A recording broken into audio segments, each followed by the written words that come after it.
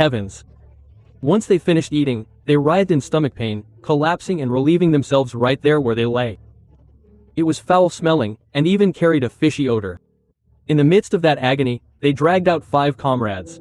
They stood them in front of the others to make a show of force. "So you're hanging your heads, are you? I'll make you wake up." "How?" "By pulling out a toenail and slicing it right off, letting it drop to the ground." My father said he watched and felt excruciating pain. They played this trick, forcing us to watch our own comrades standing right in front of us, all to break our spirit. The 5 comrades were lined up in a row.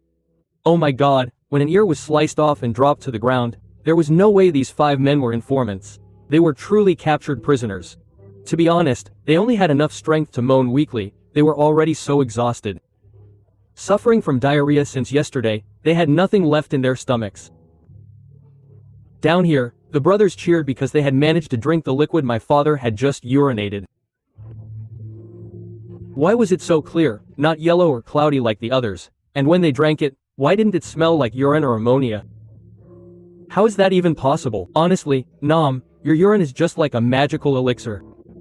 How could they be so excited to shout and urinate? That would surely alert the informants in this group. The person Dewey mentioned in the previous episode suddenly stood up and went to talk to the officers. I had actually kept an eye on this person since we were first locked up, because the look on this guy's face was unlike anyone else's. He was completely different, plus he had lost an eye. It was just a hollow socket like this. He only had one eye left. That's why people here call him one-eyed too. Back when we were held in this detention center, he was kept with everyone else. Personally, I didn't feel hungry at all. I just felt a bit of a churning sensation inside. I felt dizzy, had a headache, and my skin started to shrink. It felt dry, hard, and shriveled. That was all. I wasn't hungry or eating, but I noticed this guy, one-eyed too, he wasn't eating anything either. The other brothers had come from the mainland and were starving to death. Who wouldn't eat? But he specifically didn't eat. He would pretend to lean his head in, but he wasn't actually consuming anything. But I hadn't suspected anything yet. Until now, when he suddenly stood up and walked over to talk to the officers like they were old friends.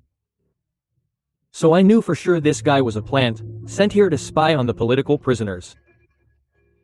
See, now it's all come out. While that one-eyed guy was standing there talking to those officers, I noticed others bringing in German shepherds, standing 3 or 4 of them right in front of the door. They scooped up a whole handful, 5 ears that had fallen to the ground. They were bright red with blood, all gathered in one handful. They threw them out there for the dogs to eat, used as feed for the German shepherds. Can you guys believe it? Because at that time, besides the military police guard, there was another very elite force, which was the German shepherds. These dogs were raised and trained very carefully. And what were they trained for? They were trained to tear people's flesh apart like this.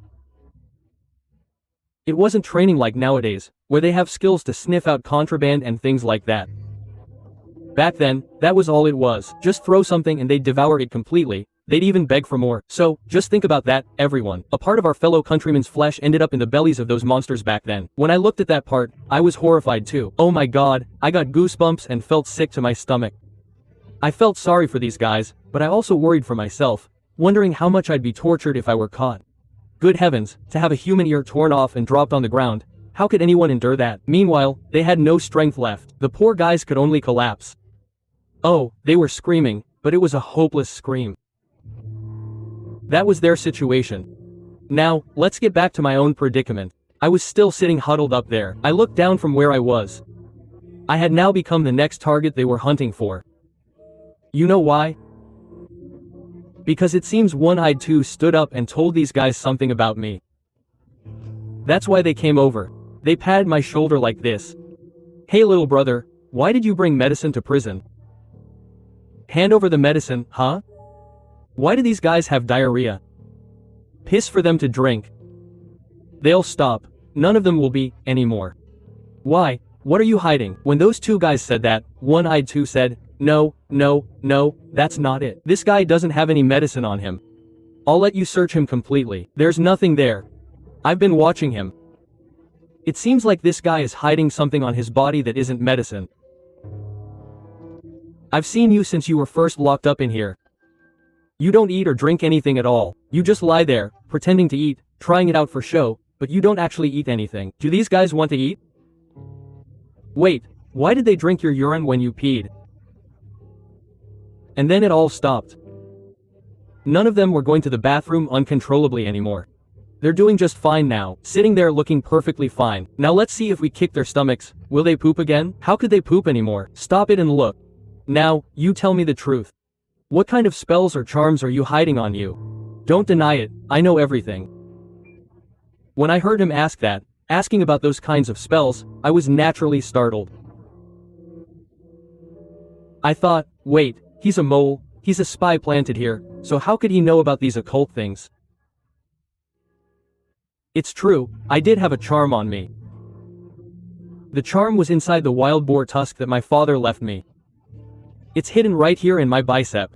How could he possibly know about such spells? I stood there and pondered for a while like this, because I didn't know how to answer him at all. He slapped me with the butt of his gun. Are you going to confess? What kind of charm is it, or do you have a guardian spirit with you? Don't you try to deny it to me. To be honest, back then, I didn't think much of this guy. I just thought he was an ordinary spy. Or maybe he was just guessing about the spells. It was just that he saw my urine being given to the comrades here, and after drinking it, they stopped having diarrhea. He just reasoned that way, because what kind of medicine could be that miraculous? And as for me, I couldn't even imagine that this effect was caused by the boar tusk. Because honestly, the time I saw my brothers lying in here, writhing in pain, everyone was defecating and urinating all over the place.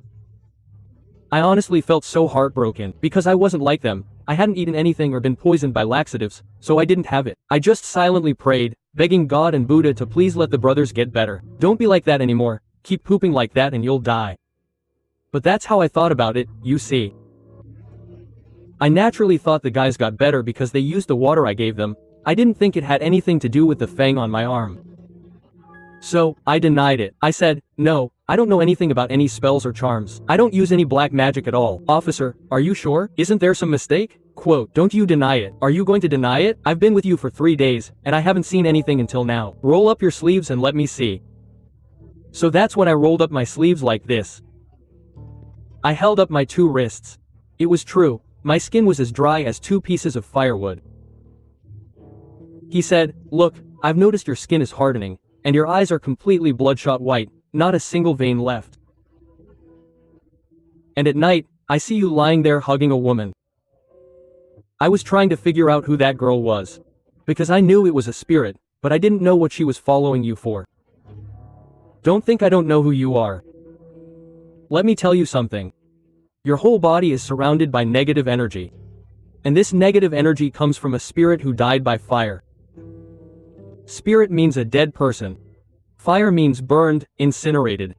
He went on, saying a whole mouthful to me. These words could not possibly come from the mouth of a normal living person. This person must know about ghosts and demons to say something like that. I was just confused and thinking about it, not yet able to figure out what kind of person he was or how he could say such things. I still thought he was just average, so I continued to deny it. Because fundamentally, a survival rule is that you can never reveal that you have spells or charms on you. If they ever discovered the boar fang, right? 1, they'd kill me. 2, they'd take it and claim this item for themselves. I had to keep it because it was something my old man gave me.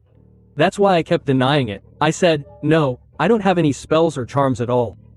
Oh, good heavens. Just think about it, you guys drag people in here and then force them to drink laxatives. Do you think I can stand by and watch my brothers suffer like that? People are constantly vomiting and defecating until they die. What kind of information are you even getting from them? You guys are really cruel, aren't you? I only pray to God and Buddha for my brother's health. I'm not using any witchcraft. Think about it, if I were using black magic, would you be able to catch me? As soon as Dad said that, the guy called Tumo took his elbow, stood right next to Dad, and slammed it straight into his chest. Dad spat out blood and started coughing up blood just like this. When Dad's blood hit the floor, it pooled up, but we heard a sizzling sound, as if someone had poured acid on the ground. It even started to smoke. Everyone was startled, including Tu. He stared at the pool of blood, unsure what he was thinking, and then began giving orders. He shouted at the others, "Drag those 5 guys from earlier back inside." These were the 5 comrades who had just had their nails pulled out and were about to be dragged out to be moved to another cell. Regardless, drag them back in here. He needed to do something. As for Tu Mo himself, he went outside, though I don't know what he was looking for. At this point, everyone knew that Tu Mo was one of the guards in charge of this place. He wasn't a prisoner. What prisoner is allowed to come and go as they please like that? I don't know what he retrieved. After a while, he suddenly walked in carrying 5 buckets of water. These buckets were exactly the same size as the ones used for rice earlier. He placed one more bucket right in front of him. There were 6 buckets in total. Looking down at the buckets, Dad noticed that almost every single one was filled with water. But at the bottom of each bucket, there was a piece of cloth like this. There were 6 pieces of cloth in total. These were yellow pieces of cloth placed at the bottom of the buckets. Then it took the feet of the 5 comrades whose toenails had just been pulled out and dipped them in, you see. Oh my, imagine toenails being pulled out, the amount of bloodshed, and then dipped into that water. And here, there's not much fresh water, so they used seawater, salty water. They dipped them in, stirred and swirled it around so the blood would dissolve into this water. All 5 comrades were dipped in. As for Dad, they punched him again to make him cough up a stream of blood and poured it into the bucket, see. Only Dad's blood was the most peculiar of them all. While the 5 comrades' blood, when it poured out, dissolved into the water normally. It just thinned out gradually. But when Dad coughed up his blood, it hissed like boiling water. Even his mouth and lips were steaming. However, it did not dissolve. Then they used their hands to stir it around, and Dad's blood gathered into a single clump. It clumped into a round ball like this instead of dissolving. It completely separated itself from the water. Scientifically speaking, you could call that the solvent.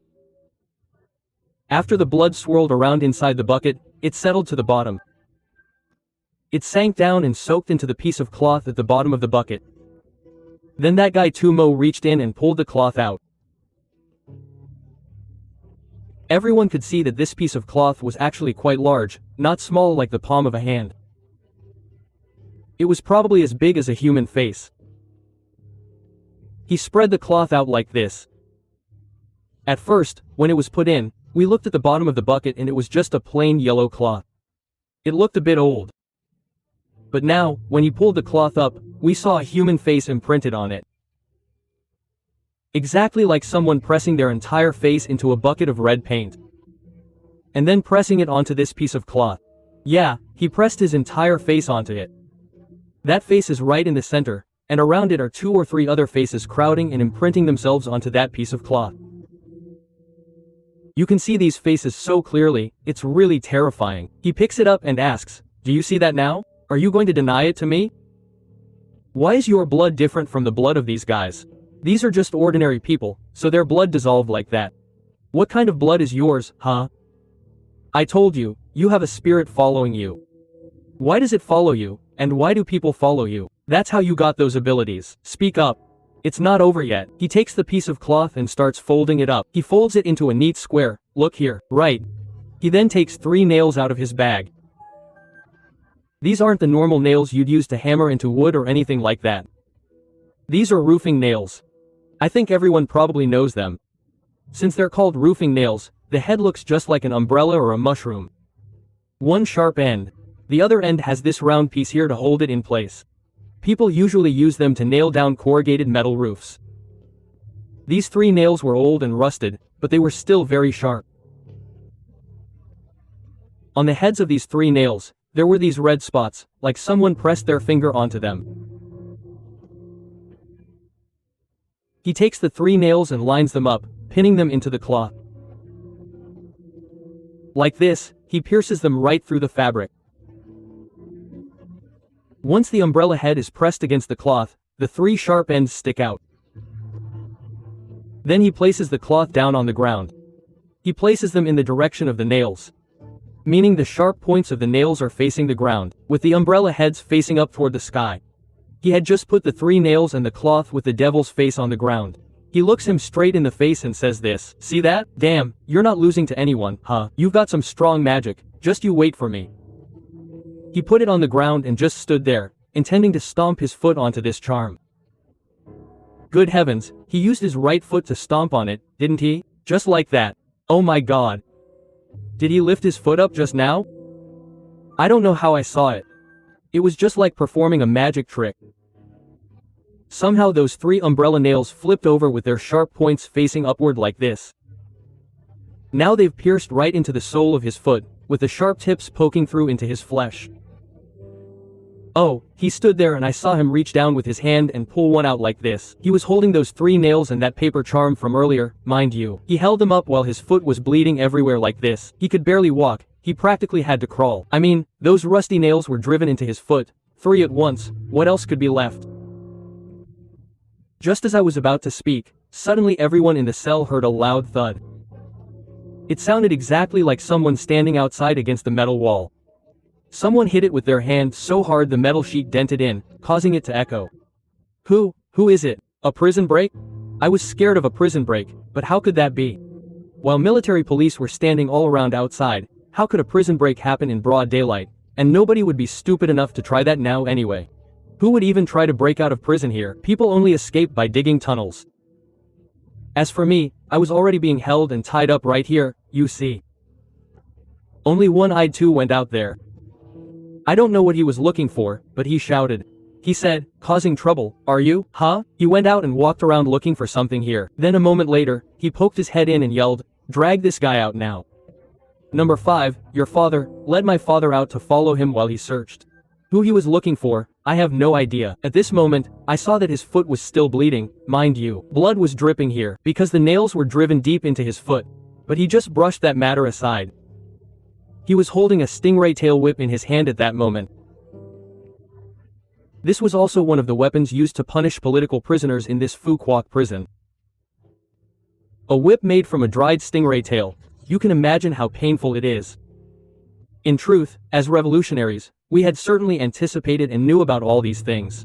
The stingray whip being one of them. If you look online or at pictures, you can see this stingray whip is very long, dry, and hard. One strike and, oh my god, it pierces right through you. But the specific stingray whip that the one-eyed guy was holding looked longer than usual, and redder than usual, as if it had been stained in red. And this stingray whip had thorns on it. Very sharp thorns, just like the thorns on a prickly kapok tree. At the thick end of this stingray whip, there was a string threaded through it. Looking at this string, I guess it was just like the kind of fiber string used to tie bon tête cakes. Usually, when wrapping bon tête, you might use strips from banana stalks or the kind of cord used for weaving mats. Generally called fiber strings or ties. That's what he did. He held it in his hand and yelled, "You, come out here. Where do you see them? Point them out to me. Quote, I'll catch them." But personally, Dad didn't see anyone at all. Who is this? Who that one-eyed guy is looking for?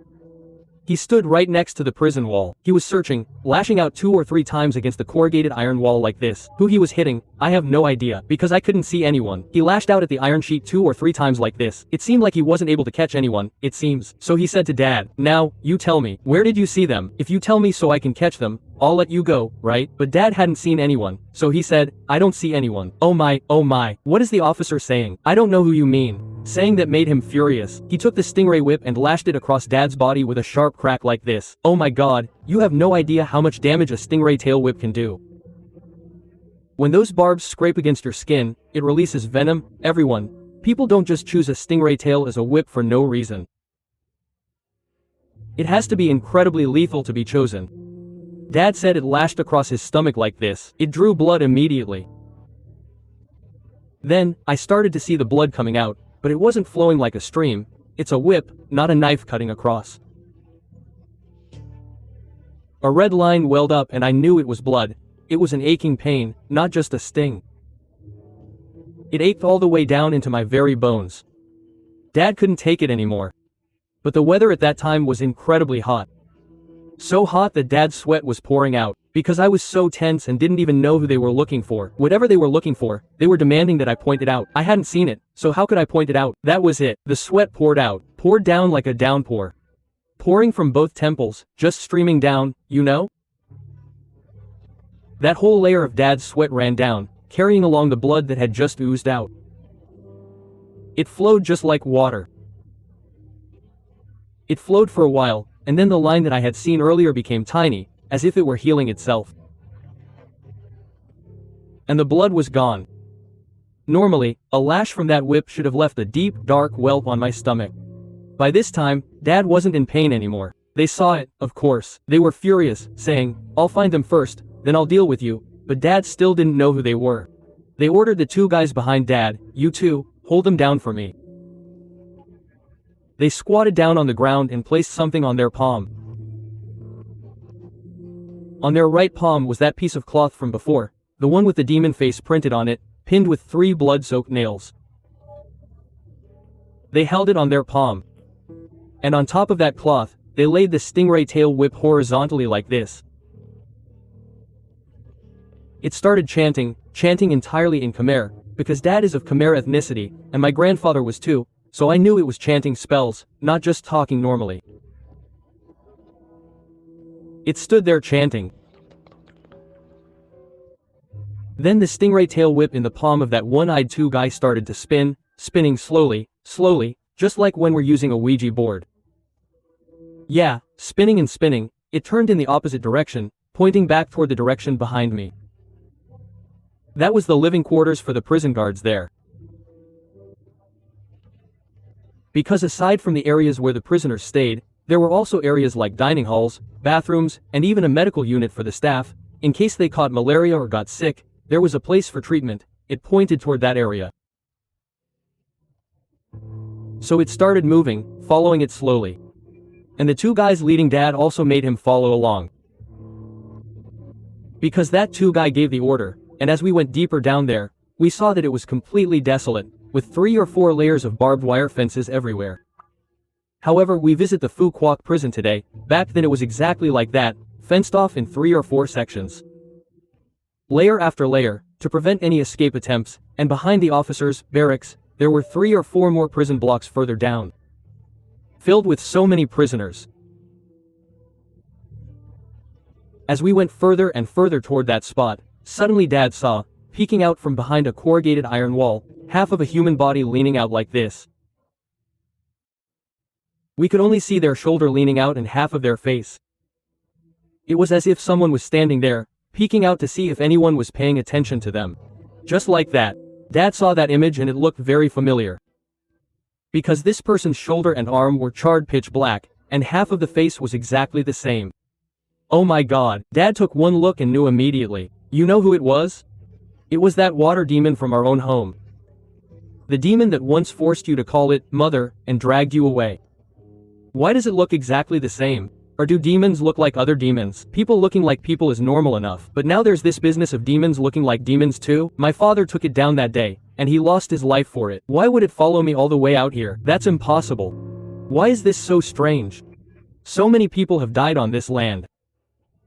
There are countless ghosts, so father thought maybe demons just look like demons.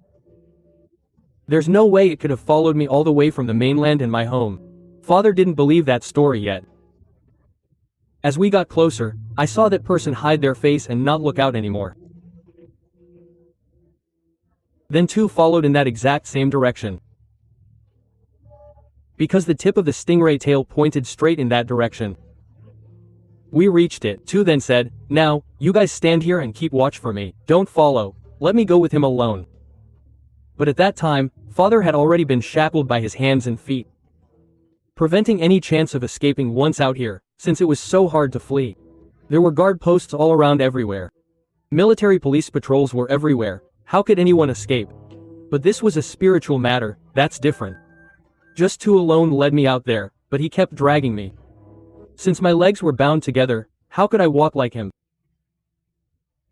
He kept pulling and dragging me, so I just had to crawl on the ground, which back then was only gravel, stone, and sand. So, it was really rough and jagged being dragged along. He dragged me, scraping my body against the ground. Go, follow me. Where is it? If you see it, you point it out to me. You just need to point it out for me. Once I catch it, I will set you free. For him to say something like that, he must have held a very high rank here. Father said he was already exhausted, but he just kept dragging me along like that. It's the truth. This is exactly what Father said. Just like a dog that people are getting ready to slaughter. Nothing is different at all. Lying curled up, groaning like this. Even though I had charms and spells in my body, I still felt the physical pain. I'm just a normal person, after all. I mean, it only lashed me once with the stingray whip, and I was already that exhausted. How could I possibly endure more? It kept dragging me. Dragging and dragging, until suddenly I saw this guy stop dead and not move forward. All this time, my face had been pressed into the ground like this. Now I looked up. I was lying down, you hear? And the one-eyed two was standing there, pulling the chain that was tied around my neck. He stood there watching, with his hands outstretched like this. I was lying right here. I lifted my eyes and was absolutely terrified. I saw at the very back wall of this prison camp, near the barbed wire fence, in that corner, there was a small shrine. This shrine was made of cement, not made of wood or anything else. Perched on top of this shrine, squatting there, was that female demon. The demon that used to squat by the riverbank under my house, watching to snatch my child. Why is she here? And today she's wearing a very different outfit. She's wearing the costume people wear for Ho Kwang opera performances. Back in the day, I used to watch Ho Kwang a lot, and this female figure was wearing a long, flowing outfit like this, you hear? But her two legs were sticking out. Her legs were covered in hair, pitch black and singed. The hair was falling off in clumps like this. Oh my god, I said this image looked so familiar to me. Because I knew, you see. By this point, I knew she was still around and hadn't been destroyed yet. But let's put aside the question of why she is here for a moment. But now that she is here, what then? What else is there to plan? Because right next to me, the one-eyed two is trying to capture this girl.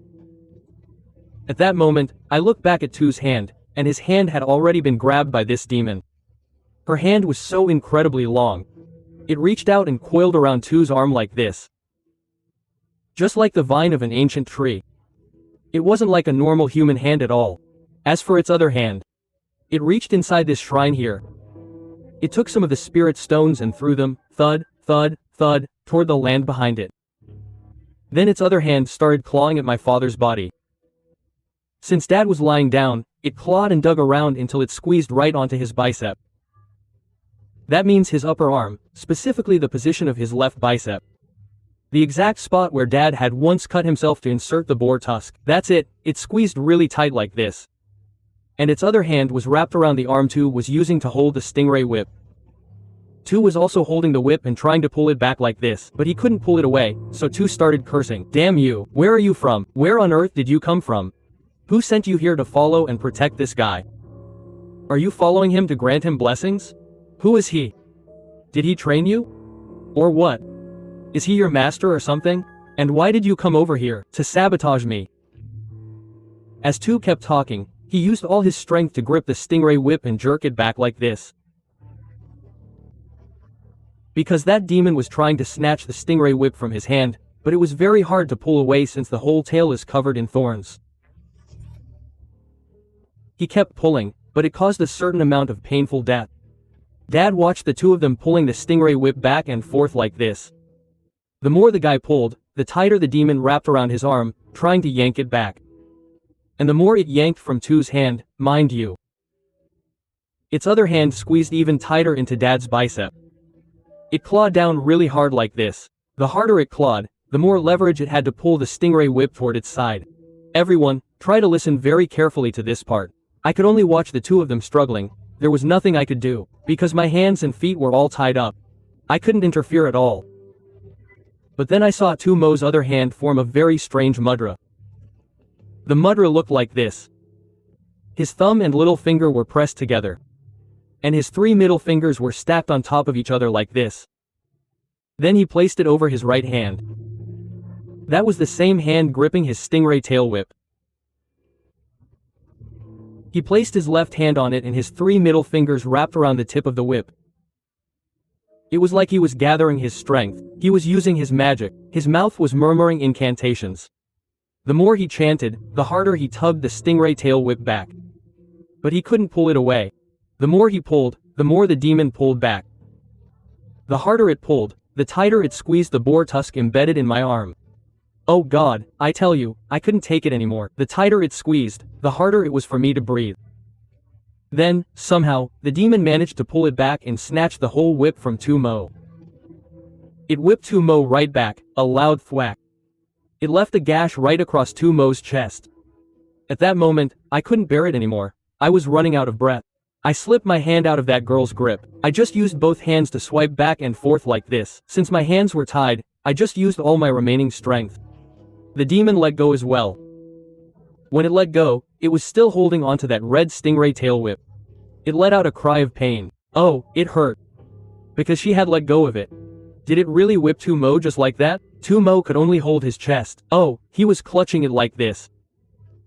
Luckily, Tumo's hand still managed to hold onto that spell cloth. The cloth with the faces of the demons on it. He only lost the stingray tail whip. Dad looked back toward the direction of the barbed wire fence. Dad saw this female demon hopping and skipping along the fence like this. And that fence was extremely sharp. She's a demon, so what does she know about pain? She moved while wearing the costume of an opera performer, fluttering about all colorful like this, you see. She hopped all the way up to a coconut tree far away, with that stingray tail whip tucked behind her back like this. Stuck right onto her back, she went up there. As for Tu himself, he knew the demon had run off, but he was in too much pain. Did Dad look at Tu's chest? It was split wide open in a straight line like this. This wasn't just a mark from a whip strike. A whip strike would at most just draw blood. How could it cause a clean, deep gash just like a machete had sliced straight through it? He couldn't bear it. He had to use both hands to hold his skin together, because it was split wide open and he couldn't leave it like that. It hurt so much. There, he's holding his hands together. He hunched over, dying, saying, take me into the cell so I can lie down. As for this guy, they locked him in the solitary confinement block. The solitary confinement block here was an area consisting mostly of individual isolation cells.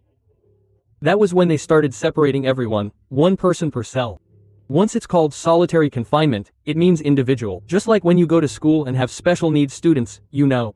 The troublemakers, the unruly, and the difficult ones are the only ones sent here.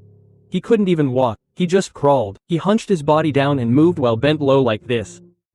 One hand pressed against both sides of the deep cut he had just received, you see, pressing the flesh together tightly. The other hand clawed at the sand below like this. Wherever the blood dripped into the sand, he would gather it up, scooping up the sand mixed with blood from the ground. He scooped, and then he was carried by the others into the cell designated for resting. The cell that was like a medical ward. Someone inside there said to put this guy in solitary confinement. Wait, I was just listening to a ghost story. Why are you suddenly forcing me to go to jail like this? Fine, let's go to jail together then. So, let's get back to my father's story. After the one-eyed guy clutched his slit-open stomach and went into the ward, my father was led into a solitary confinement cell. There. As Dewey just said, it wasn't surrounded by metal sheets like the concentration camp earlier, but by reinforced concrete. But it was very old, very cold, and dark because there wasn't a single opening. Except for the one hole in the front to get yourself inside. All the other sides were just solid concrete. Because it was so dark and stifling, when it rained, water would seep through the bricks and pool, eventually forming moss. The space for sleeping, my father said, was at most about 2 square meters. Very small. Honestly, it was worse than a pigsty. A pigsty is at least spacious enough for pigs to lie down, right? This place wasn't. It was designed for you to curl up, you couldn't even stretch your legs out, and my father was a big man too. Skinny and bony, but he was tall, looking just like a reed. Given the situation, imagine how thin he must have been. His skin looked shriveled. That's why when he was brought in here, my father had to pull his knees up and sit huddled in a corner, not daring to lie down. Because, honestly, it was extremely filthy. Oh my God, you're telling me that? A whole pack of sewer rats, each one of them only smaller than a cat by name alone. Except for the fur, they looked just like cats, that big, running in and out, in and out. They were eating something in the corner. Because the water kept pooling there like that. It couldn't drain anywhere. But that pile, from what I could see and smell, it looked like a pile of vomit or excrement from the prisoners who had died here before. It means they were locked up here, and the comrades couldn't bear it and ended up sacrificing their lives. Before passing away, they would vomit, and the fluids from their bodies would leak out and stay pooled right here. And the rats would just come over to do that, to gnaw on those remains and eat them. Let me tell you, when I was sitting huddled here, they would crawl all over my head and neck like this. Even though I had wounds and blood was trickling out, they didn't once put their snouts near me to bite my flesh. Not at all. They would climb up and then jump down. Climbing up and jumping down, there was a whole nest of them in there, and at this very moment, I hadn't been touched or beaten yet, you see. They were just standing outside keeping guard, waiting for this guy too to come over. I sat there all curled up like this. I hugged my body tightly. And that's when I felt my skin tightening even more. It kept shrinking and tightening like this. It was so bizarre. My skin was so stiff that I couldn't even pull my knees up. I didn't know what else to do. I could only pray to heaven and Buddha. I reached out and touched the wall like this. Moss had formed a thick, soaking wet layer. Being locked in here, it wasn't hot, but freezing cold because of all that moss.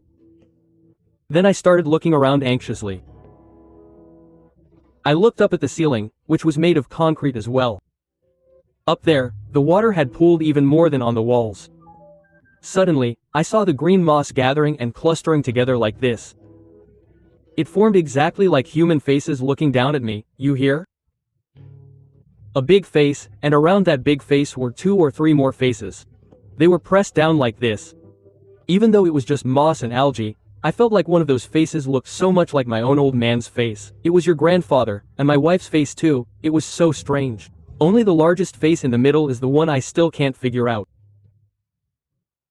I don't know who that is, but it bears a resemblance to the 3 faces printed on the cloth that one-eyed two is keeping. The cloth that he put into the basin of water. I said that at that moment, my arms and legs went completely stiff. It was like they were seized up, and I couldn't move at all. I just stared up at the ceiling like this. Good heavens, I saw a whole pile of moss gathering there.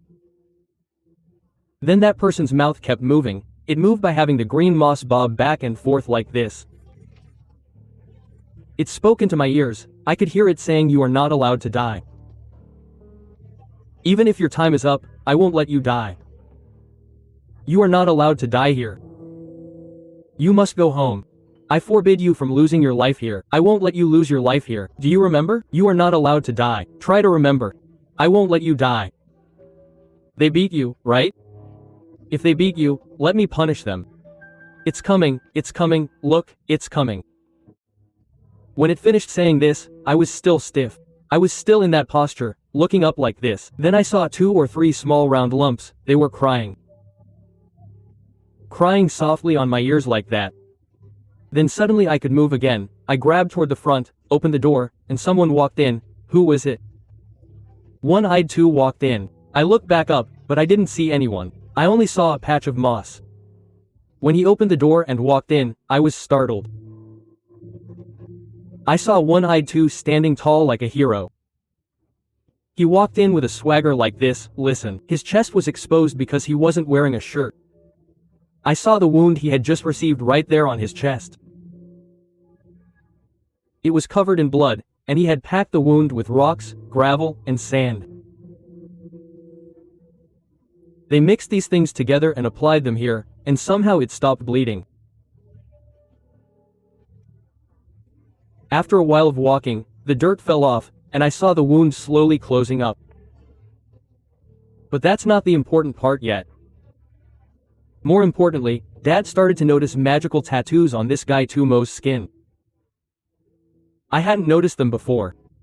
Because when he dragged Dad along, he wasn't wearing a shirt either. He was only wearing loose trousers, blending in just like our comrades here. Why did he get tattooed so quickly when he got back there? That's when Dad saw a cauda string tied around his waist. That cauda string, Dewey has put up an image for everyone to see here.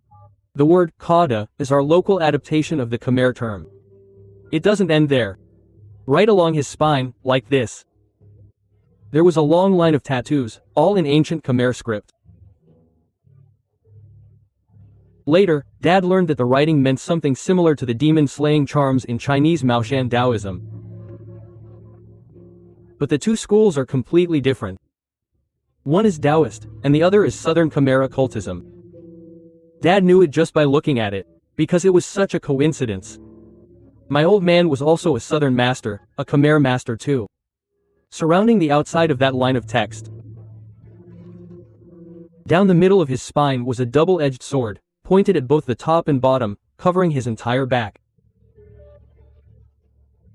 He had many magical letters tattooed diagonally in a rhombus pattern. That mesh-like shape, everyone, and the characters were also Khmer magical script. So, for now, Dewey won't say what that charm or formation is. In the next part, Dewey will explain it more thoroughly for everyone to see. And this explanation doesn't come from Dewey, but from an insider. Moving on to his chest, there was a tattoo there as well. The entire set of tattoos features a person. This person has one hand holding a flag, the other holding a sword like this, standing on one leg. This is a deity. This deity is the god Hanuman. And this is a Hanuman amulet. Speaking of this, I'll mention a bit about religion for those who might not know. I know this Hanuman tattoo because I've seen it in my grandfather's house before. Back then, my grandfather had such an amulet-worshipping god Hanuman. And this Hanuman deity originates from Hinduism of the Indian people, everyone. Hinduism is also known as the Hindu religion. They also worship deities similar to how in our Buddhism we worship Buddha Shakyamuni, Mother Kuan Am, and so on. For their Hindu religion, they worship these following deities. First is God Shiva, the creator. Second is God Vishnu, the protector of all living beings. And the third is God Brahma. Hearing about a creator deity is like Buddha Shakyamuni or the supreme being who turns the universe in the Saudi religion. That's how it is, everyone. In general, every place in every country has different beliefs and faiths, and people even worship the god Hanuman. Speaking of this god Hanuman, Hanuman is actually the son of god Shiva and goddess Parvati. There, I just mentioned god Shiva earlier. I'm speaking briefly so everyone understands this is also a deity honored by Indian people and the Hindu religion. Because they have faith and believe this deity brings a certain power for protection, they consecrate amulets and use images of these deities. It's similar to how we have Buddhist mantras. We also use the principles and majesty of the Dharma to apply into those mantras, something like that. Oh my god, did you say that? It looks many times stronger than before, as if it just drank an energy drink. It starts standing up and tears off the only piece of fabric left on my dad, which is his underwear. He ripped it right off and told the others to tie my hands and feet out wide, but how could they stretch them out when the space was so cramped? But they still had to tie me up with my limbs spread out to do something else, and while they were tying my hands, he asked me again. Tell me now, where are you hiding it? Why doesn't it harm you? Are you keeping it? You use black magic, and you're hiding it from me in prison while practicing sorcery, are you? Spit it all out for me. I'm not someone to mess with, so don't underestimate me. Where are you hiding it? What is it to you? Speak up and confess. If I can't catch it, I'll catch you. Do you think it can protect you? You have to make it bring that stingray whip out to me. Do you know that's my magic whip? It snatched it right out of my hands. Give it back to me, I know you know it, or you're the one raising and training it. Option 1. You tell it to return my stingray whip and I'll let you go. I won't even touch you. I'll let you go right away. I won't keep you here anymore. Option 2. I'll hunt it down to the very end. You'll lose your life right here. I don't even care for your confession. Now I just need that magic. I just need to get my whip back and I want to get it too. How are you able to keep it? Why is your body like bronze and iron? As he said that, he kept tapping his fingers against my skin like this. Knock, knock, knock. I looked down and my skin felt dry and hardened, exactly like crispy roasted pork skin. It just wasn't brittle or crunchy, that's all. It was rock hard. And when I look back at my arm, you must all be wondering about it, right? What about the wound? Doesn't he see it?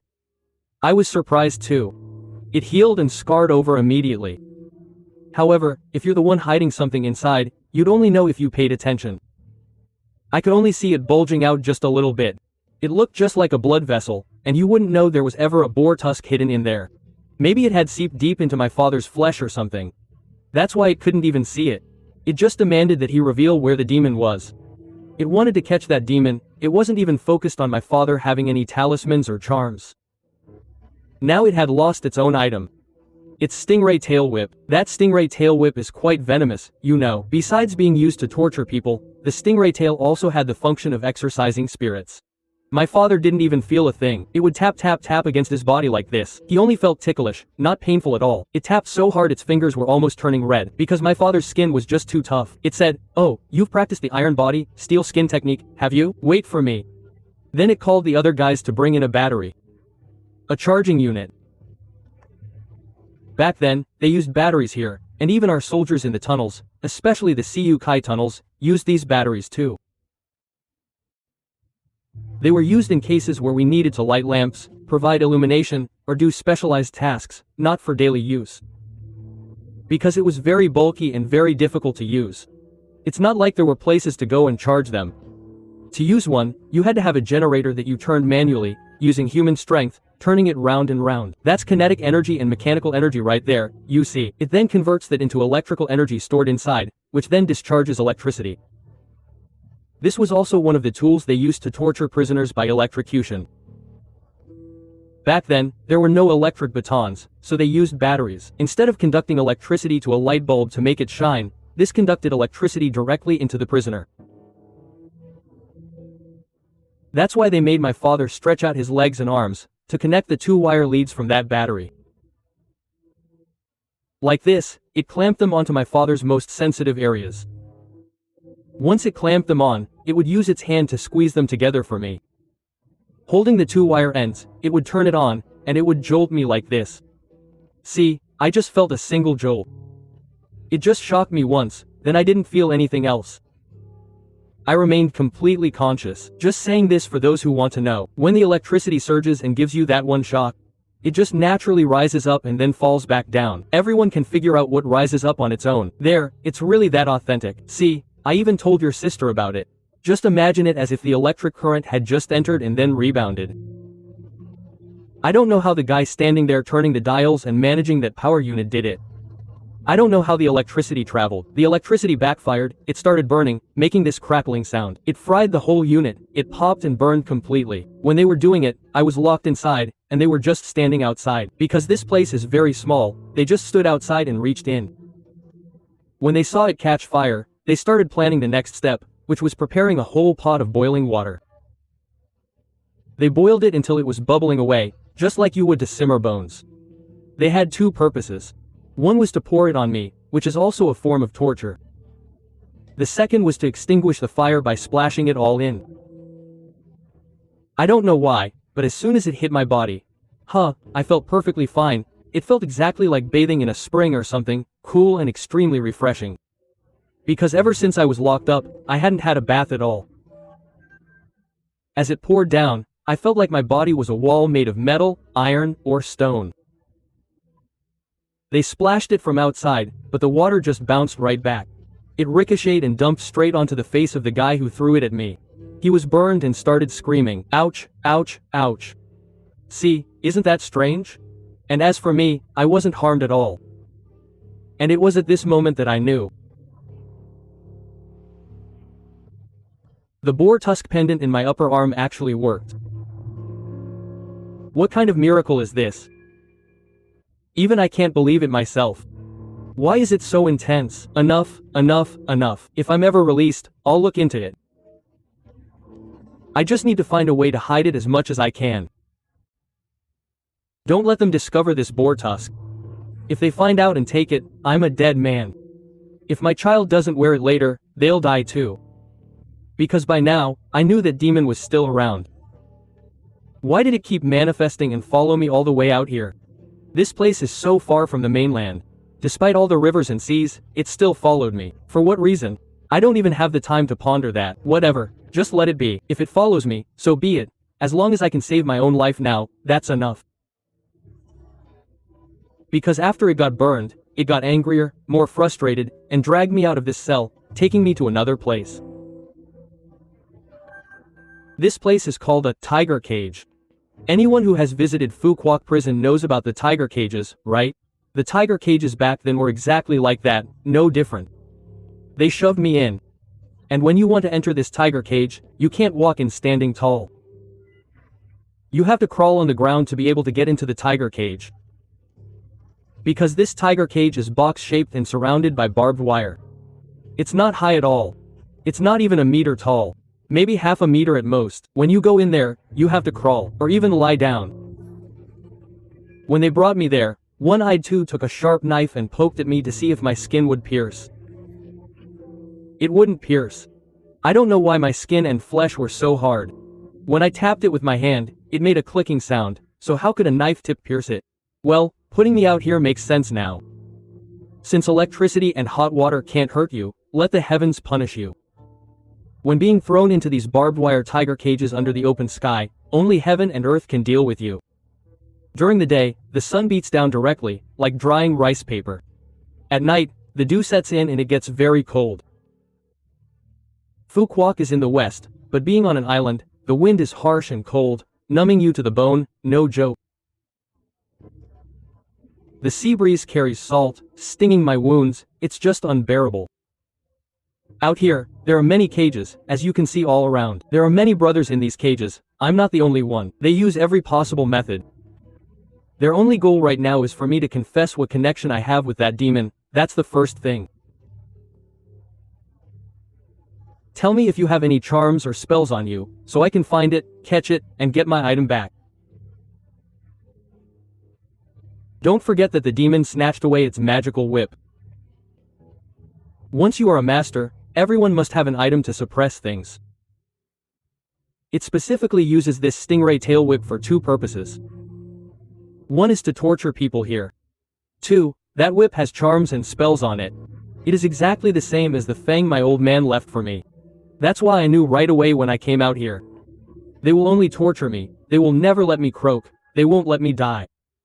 Because if I die, how can they track down that demon? They won't let me die, and I certainly won't die either, because even boiling water poured on me does nothing. If electric shocks don't work, how could I die? I must keep it secret at all costs. Don't let anyone know what's inside me. Talking about that time frame, it was when they came over and witnessed the scene of our brothers suffering here.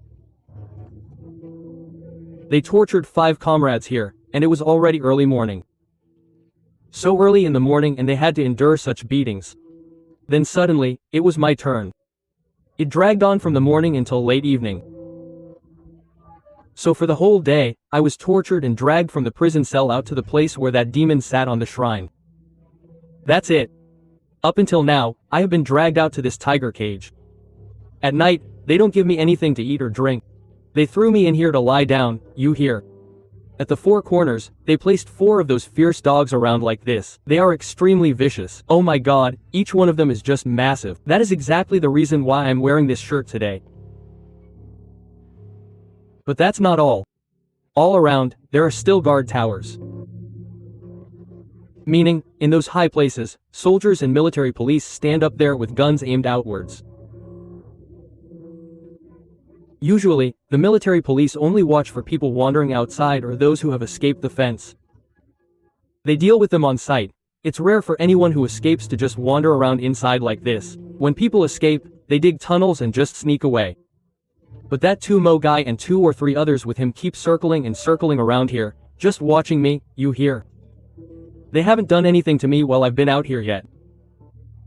Just left there curled up, and I said I could feel a bone-chilling cold here. It's so cold, I don't know why. It's not like I'm in Dalat or some place in the northern mountains.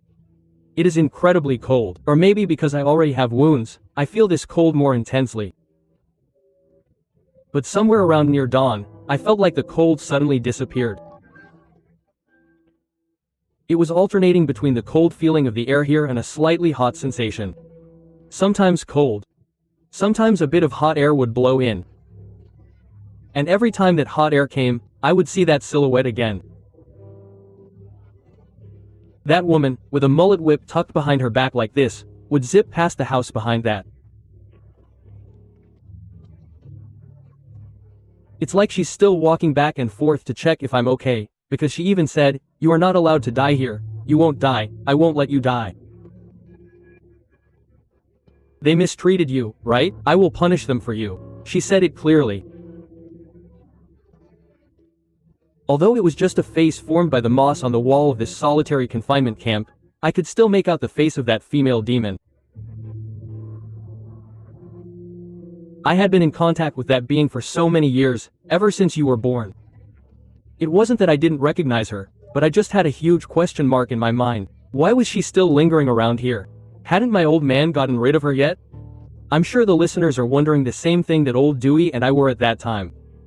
Everything will be explained in time, but why should I care about that now? Since she said she was protecting me and wouldn't let me die, I should just be grateful. After all, I still have my little daughter at home, don't I?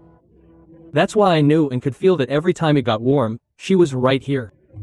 So these guys probably wouldn't dare do anything to me. They left me there from the beginning of the night until morning.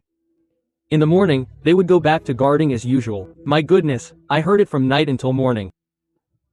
Day or night or day, it was never quiet in this place. I don't know if the guards here could get any sleep or not, I'm not sure.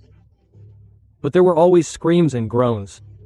Sometimes I couldn't tell if those were human groans or the wails of ghosts and demons. It sounded near and far. Because there were so many tiger cages and prison cells all around, with so many prisoners here, I couldn't distinguish them at all.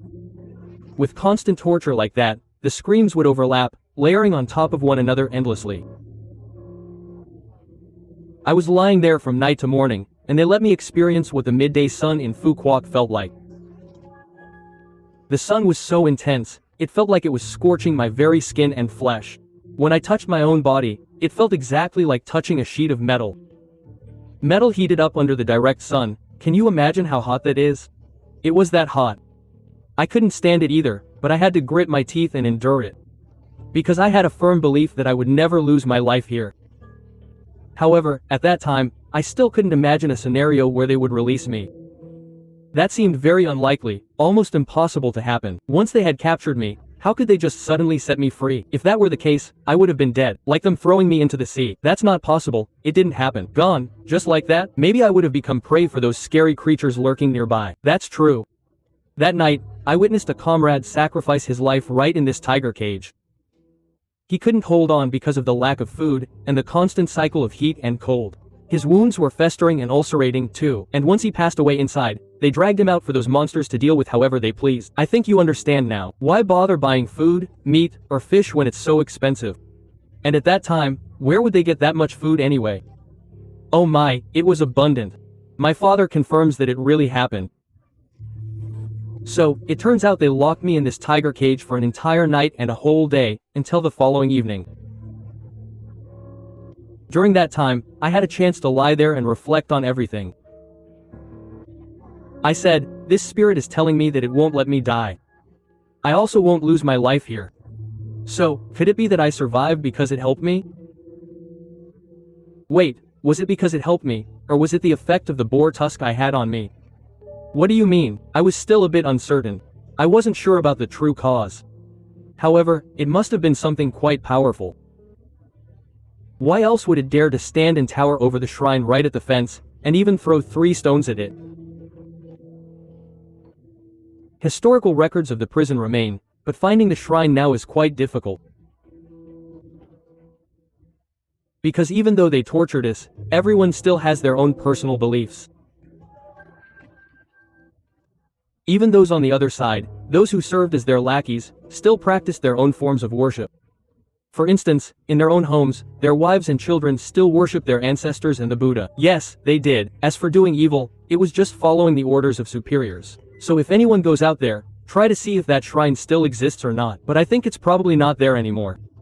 Honestly, thinking back, it dared to stand on that shrine and pull out the entire stingray tail of this one-eyed too. It wasn't an ordinary entity, so it's understandable my old man couldn't catch it. I really remember that day when my old man died in the fire. I didn't know where it was. I only saw a ball of fire bouncing up and down, throwing itself at my dad. Meanwhile, my dad was burning bright like a torch. It was so chaotic, I didn't pay any attention to it. I just kept thinking my old man had already destroyed it. Only now do I realize it's still here. Oh my goodness. But let it be, it's thanks to it still being here that I'm still alive today. While I was thinking that, Dad saw that one-eyed two walking closer to where he was. It sat cross-legged right there. And all around were 4 or 5 dogs. What is this? Right behind its back were 2 guys. I have mentioned these 2 guys before. Coincidentally, they were the same 2 people who took Dad away since the day the house burned down. They captured Dad and took him up to Saigon. To the assembly camp, then down to the boat to bring him all the way to Phu Quoc. These 2 were Vietnamese, but the people advising them were Americans. Everyone, recall a bit about the fire at my dad's house. That day, everything was burning everywhere. When the shooting went back and forth, I heard there were Vietnamese soldiers on the other side, and Westerners too. Dad said those Westerners had all been shot down and were lying there. Only 2 or 3 Vietnamese were left, who were also from that same side. They were sent over here to capture Dad. That's it.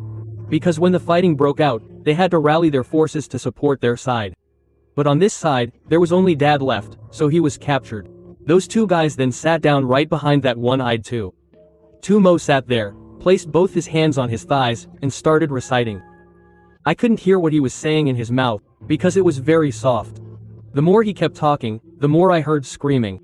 Ouch, it hurts so much. Ouch, I can't take it anymore. I am in so much pain. Ouch, let me go. Ouch, people are screaming in pain. When people are in pain, they moan and scream. But I couldn't tell if these screams were coming from inside the prison cells or outside. Because they sounded far, near, echoing, and overlapping. It was a mess of dozens, maybe thousands of voices. I could hear them buzzing and ringing inside my head. Essentially, it was the sound of people moaning. Because every day I spent here, I heard those moans almost every single night. Why did people scream so intensely the more he recited? After a while, I started looking all around me. I felt a chill down my spine. I saw, oh my god, they were even on the ground. And all around the corrugated iron walls of these prison cells, where did all these people come pouring out from? And they weren't walking, they were just dragging themselves. They kept dragging along the ground, not in a natural way, but as if they were tethered. It was like everyone was tied up with a rope right around their neck. Dragging in a way where their necks led the way, just like that. They kept being pulled and dragged in one direction from all sides. Because here, all around, almost everywhere was a prison cell. Over there, over here, and even on that side. They just kept gathering and dragging themselves along. Oh my god, as they got closer and closer, I said, is this it? No one was wearing any clothes. 100% of them were men. There were no women. Some weren't wearing anything, others just had tattered underwear left. And look, all over their bodies, you could see the whip marks. There were people with bloody mouths, and their hands like this, with not a single fingernail left.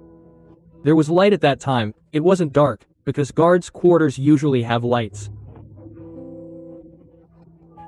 Just imagine, it was exactly as if the place where Dad was imprisoned was a lump of sugar, and these people were like ants, swarming around, crawling until they finally sat down, tied up, right behind that guy too, sitting there with their necks stretched out like this.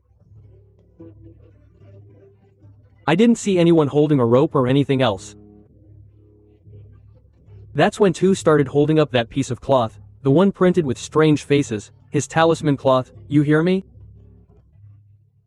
He held it out for Dad to see. He said, you're using Southern sect magic and hiding it from me, I know everything.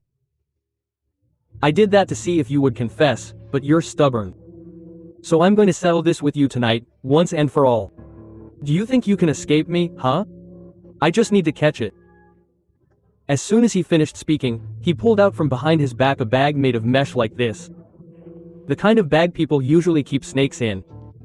Inside this bag was a bunch of cobras. Every single one of them was doing like this.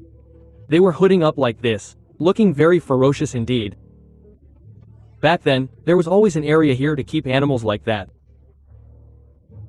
Snakes, scorpions, creatures with venom were all kept ready. Because snakes were also a means of torture. One hand held the snake bag, the other hand held that yellow cloth with his talisman. And another magic charm too. He asked the two guys behind him, the two who had captured Dad, to help. He relied on those two for support, but they didn't really know much. He asked them to take each snake out and hand it to him. Taking them out one by one, holding the snakes up. By now, the snake's head had shrunk down. It was no longer hooded.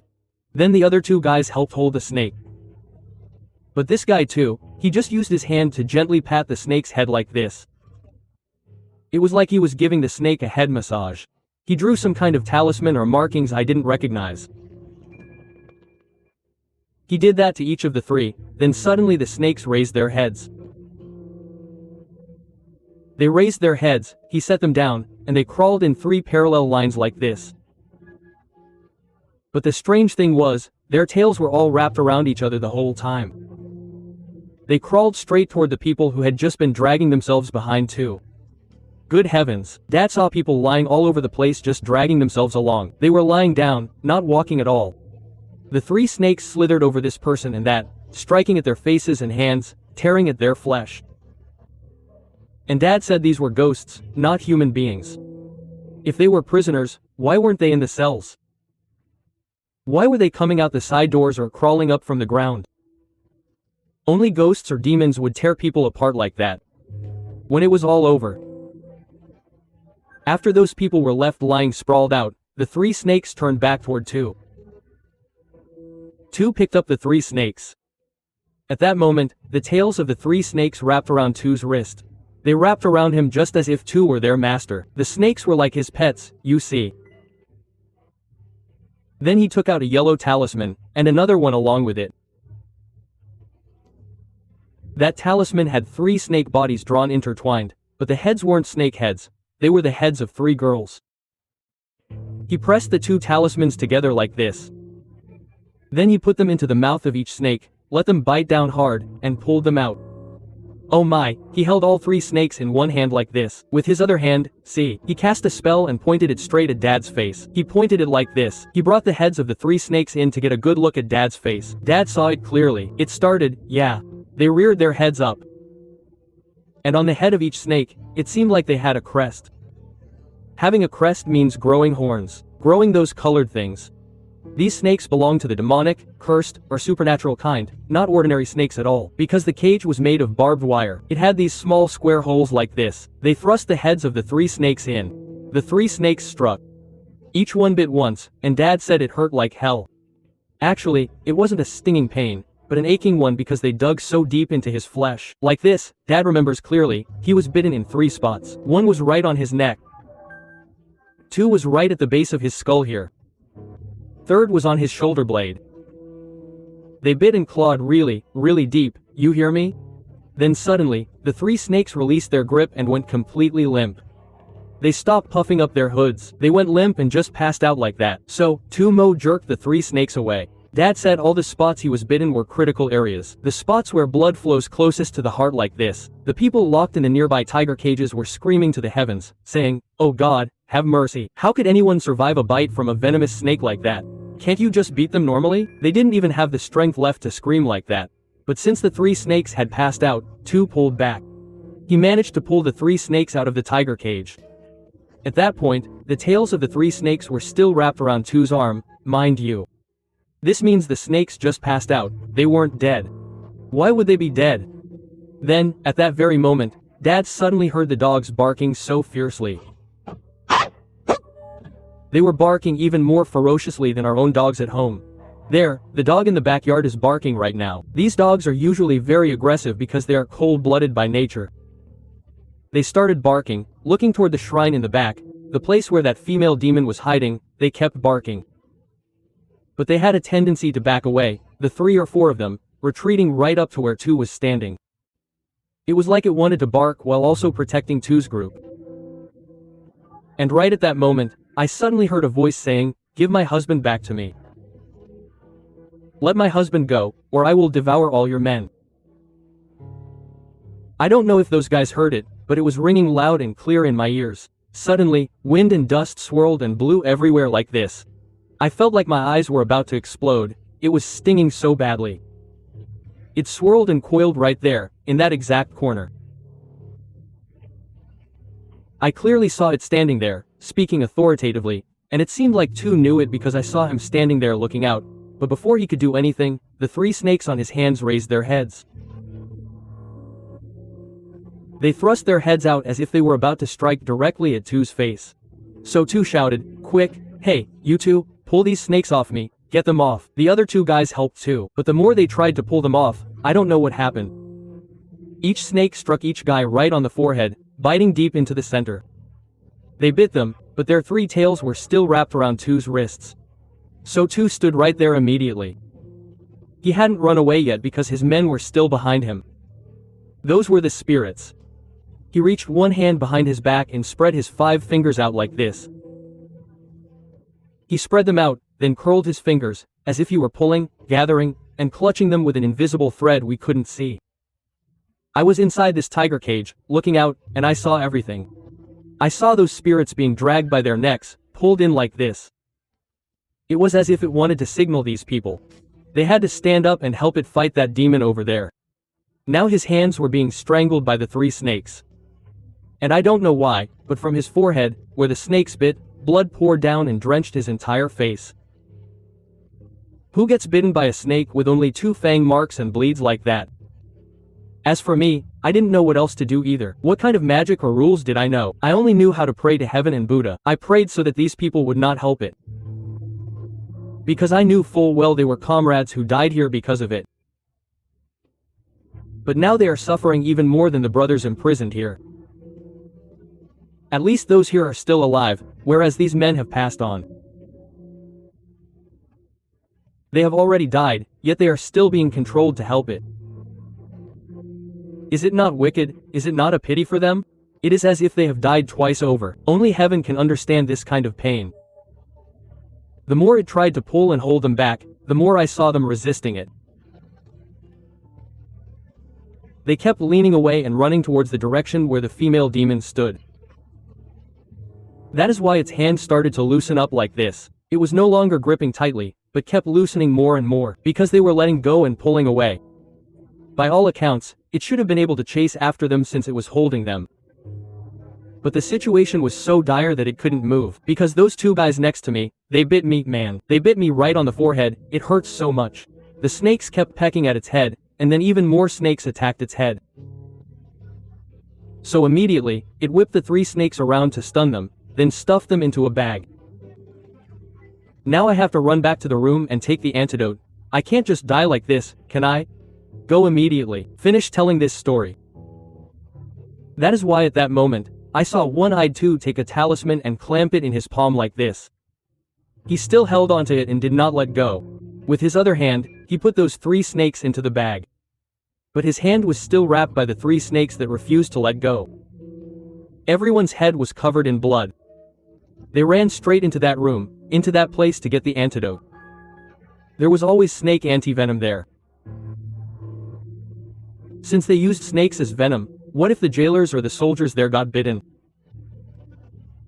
They had to have an antidote. Only political prisoners like us had absolutely nothing at all. Here. When those 3 went in there, I was the only one left lying here. But the military police kept patrolling and looking into where I was lying. But when I looked back over there, I saw that female demon was still standing there. She was just standing there, looming. Why hadn't she left yet? And why were all those people who were crawling behind that 4th guy earlier also crawling right behind her? She started coming closer and closer to where I was. Those people were crawling along behind her too. Oh God, I heard people crying out, "Save me, help me get out of here, please help me." Then other people down there were saying, "No, no, that guy can't do anything. This lady is the one who can save us, she's the one who can take us away. Lady, please help us, please, we're being sacrificed here, they've got us trapped here. No one is helping us get out. Lady, where did you even come from? Please help us." This female demon didn't say anything yet. She just brought her face close to my tiger cage. She said, "It's not for nothing that I'm letting you live. You're living because you have to go back to that house with me. Your house, you're coming back there with me, you hear?" That was all she said. Then she dragged those other people away. When she left a lot of questions in my mind. I thought, wait, so is it because she saved me that I'm still alive? So it wasn't because of the boar tusk my old man left me? Why is it so strange? Why hasn't my old man managed to get rid of it yet? Why was it able to get here, and now, even if it helps me and doesn't let me die or sacrifice my life here, how could I possibly make it back home? With all the rivers, streams, seas, and lakes in between, and me being out here on an island, how can I return? Back then, before leaving, I had already made it clear to my comrades that once we were brought out here, it would be extremely difficult to return. Phu Quoc is easy to reach but hard to leave, you know. Going there means hunger, returning means death and destruction. How could I possibly return? Is there really no other way but to just linger on here, or is even that not possible? Some of the guys have tried to escape, but escaping and staying alive is very difficult. Getting out of this prison is one thing, but making it back to the mainland is another. Just wandering around here, it's nothing but wild beasts, tigers and the like, snakes and insects that will kill you with a bite. How could I return? Unless it wants me to go back and it manifests itself, carries me, flies over the sea, gliding just above the waves, and then brings me home. Goodness, why does this sound so much like a fairy tale? It's not. Even the gods and immortals might not be able to help us, let alone some kind of spirit. As I was lost in thought and listening to the groans from the dark cells, I suddenly saw them come out. There were only 3 of them earlier, so why are there so many coming out now? Then I saw that the others were supporting those 3. Among them were One-Eyed 2 and the 2 guys who had been helping him earlier. The 3 of them had bandages wrapped around their heads like this, but the blood was still pouring out. Oh my god, it was streaming down, soaking their entire faces. Wait, didn't they wipe it off? They did, but the bleeding wouldn't stop. The blood was just thinning out like this, and every single one of them was the same. One-Eyed 2 was limping along, dragging his feet like this. Then he came out and sat down to talk to my father. He asked the other 2, "Are you 2 telling the truth? Is this guy's old man a shaman or something? A Theravada Khmer shaman? What? Is that right?" The 2 guys nodded. They said, "Yeah, now I remember, everyone knows his old man was a shaman there." That's right. Because those 2 guys were the ones who came over to my neighborhood to take me away. They must have known, once they captured me, they had been stalking and watching this family very closely. That's why that guy Tumo, you see. I told you, I said this guy has black magic inside him, so it turns out his old man was a shaman, and that's why now, he has some kind of magic in his body. It seems his father gave it to him, so there's no way to torture him at all. Look, now. Ouch, it hurts so much. I'm kneeling down in front of you. He knelt down too. I'm swallowing my pride for you. I'm talking to you properly now. I beat you up, I apologize to you. But you know, it came back and showed its true form, the demon you keep. It showed its true form and even took my fishing net rod. Do you know that rod is magical? Every shaman has to have one, and it took mine away. And now the snake bit my head. Look, the blood won't stop.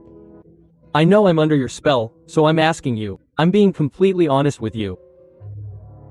Will you accept this deal with me? Whatever trick you know, just tell me straight. I'll even accept you as my master. If you know something, just say it. Honestly, I swear on my honor I won't let you go. I'll be a dog and die right here. Do you know what? Show me, because right now there's no way to stop the bleeding. I'm telling you the truth. Medical equipment is available, but it doesn't work. Oh, you know, ouch, oh my god, oh, heavens above. As he said that, he lifted his hand, and I heard a buzzing sound. Hornets and wild bees were swarming and stinging him right on his forehead. Did he use his hand to brush them off? Those flies that swarm around the piles people leave behind. The soldiers defecate down here. There. Now they're swarming right onto these guys' foreheads. You just can't stand it. Look at them. I don't need to catch those lizards anymore. Anything is fine, as long as you can help us out, just say whatever you know. Because if I still had that whip, huh? You wouldn't be quiet with me, don't even talk. Do you see me talking, or are you quiet? Do you agree? Because right now, only if you help me will I let you out. Otherwise, you'll rot in prison and lose your life here. Oh my, Dad was stunned when he heard that. Why would he say something so terrifying? Could they really help me to that extent? But what now? It's true that I have charms and amulets on me, like the boar tusk. But I don't know a damn thing about spells. It's true my old man was a shaman, but I haven't inherited his trade yet. I'm not a shaman, and I don't know any techniques to undo this for them, oh God. But Dad thought back to what the female demon said earlier, that you are alive because of me.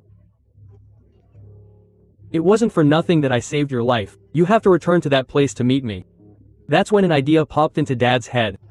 He thought, so now I have to go back, but how will they let me go home?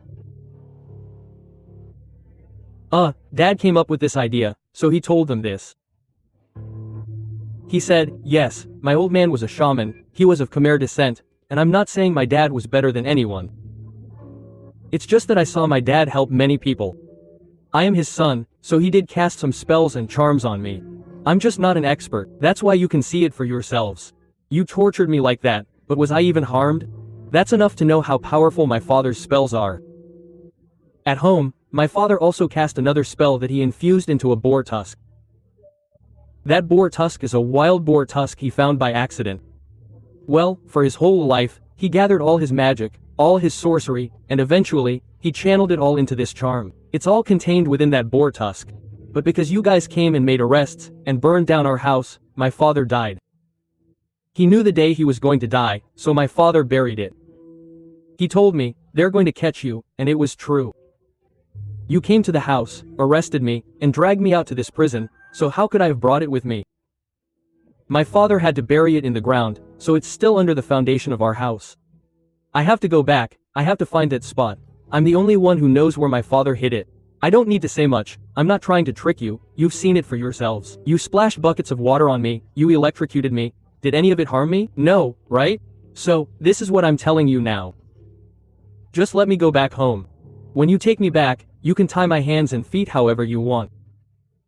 Because I'm not trying to escape from this prison or anything like that. I only need one thing from you.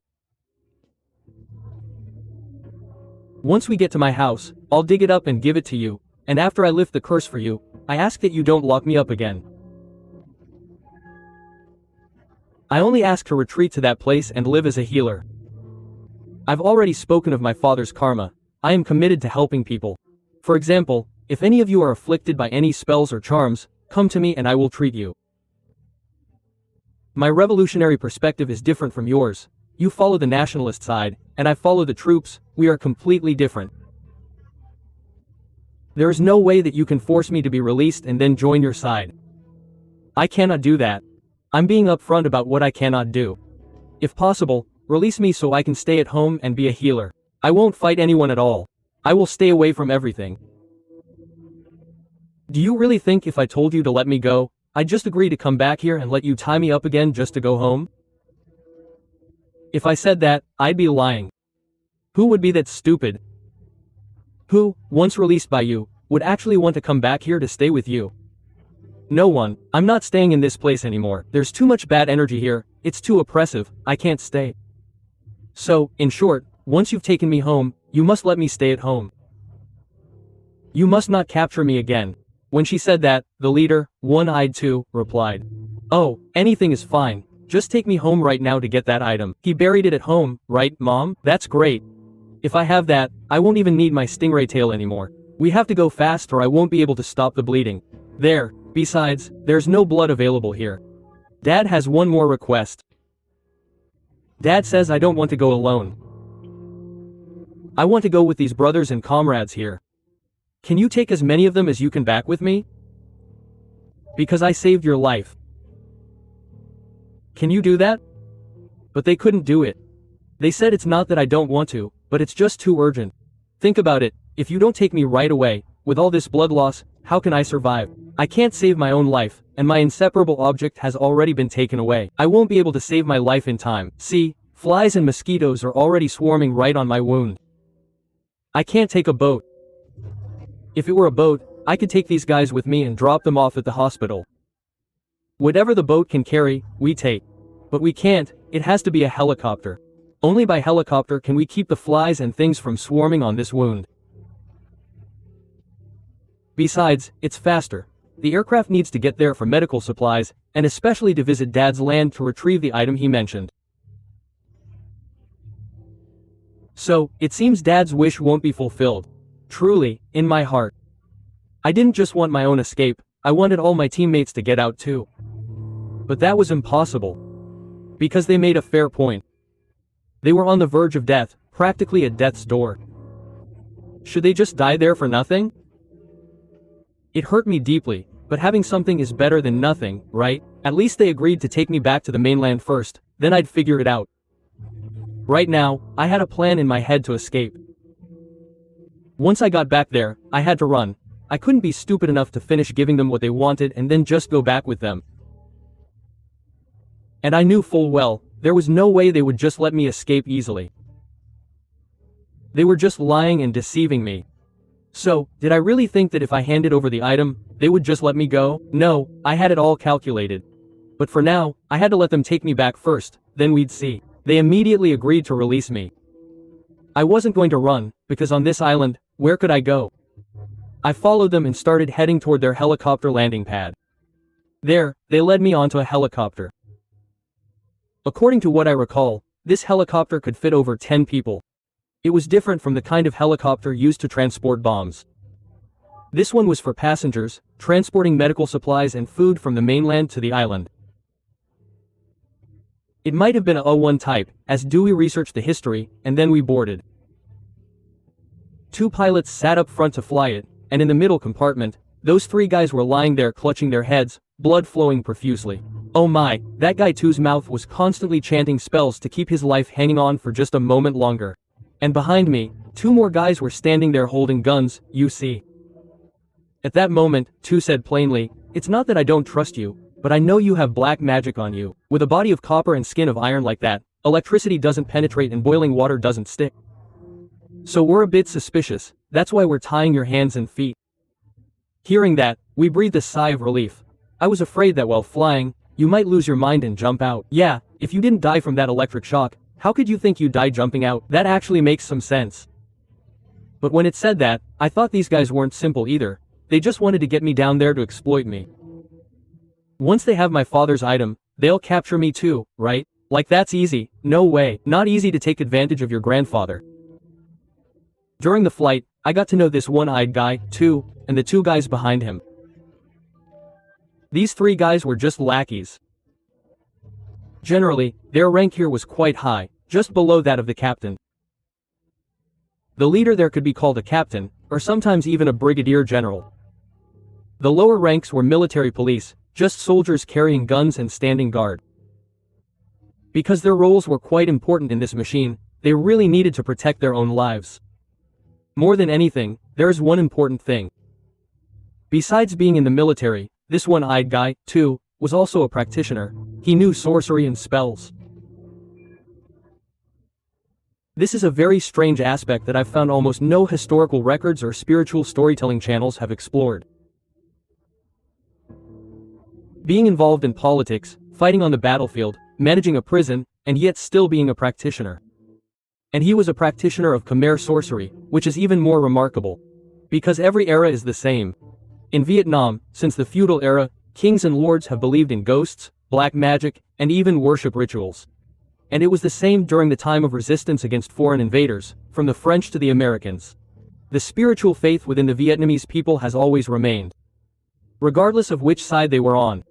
Because everyone is Vietnamese, the only difference is the political views of the 2 sides. I'm telling you straight, sister. Back in those days, those who were revolutionaries or soldiers, and whose families had a tradition of sorcery, knew invisibility or protective spells. It sounded like they were kings of their own realm, capable of escaping death easily. They had it all, dodging bombs, dodging bullets, being impervious to blade cuts. There were so many types of those spells. Nowadays, many people still practice them, but they can be counted on one hand. That is why, besides infiltrating and grasping the enemy's situation, we also had to blend in to observe which guys had spiritual roots, whether they were using charms or spells to resist us. Because beyond tangible weapons like guns, bullets, bombs, artillery, and anti-aircraft fire, there was another type of invisible weapon 1,000 times more fearsome: sorcery, spirits, and ghosts during wartime, when spiritual power was even more intense than it is now. Because those who perished due to injustice and the pain of war suffered so intensely, it was much heavier than it is today. Most people nowadays pass away from illness, which is much better than in the old days. Therefore, the task of scanning for charms and spells among these prisoners was by no means a simple job. It wasn't something just anyone could do if they wanted to.